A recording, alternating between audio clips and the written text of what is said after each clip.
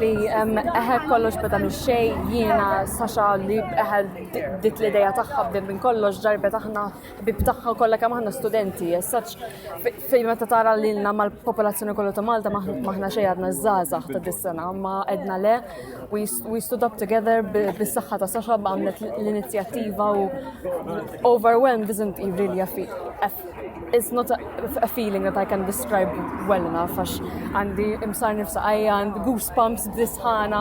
It's the excitement is incredible and it started out this protest started out against this project initially għax kif tafu ila għaddejja minn snin ħafna u issa l-reġgħet għaddiet we said no there has to be a limit it needs to stop, we need to be heard għax kif qed naraw bil-maġġoranza li ġew hawnhekk l-ammont ta' nies li ġibna mill-grupp we 10,000 members, it's not a joke. I mean, we're such a small island, mar nexxilna ġibna ħafna NGOs, we're all united together and that was the point of it.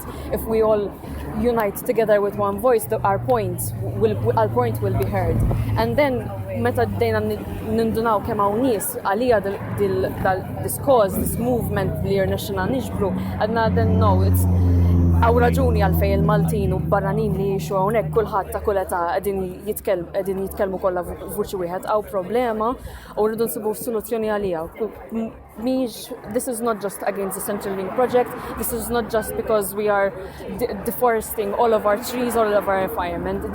This is a clear message that the people want to change and we are here to start it.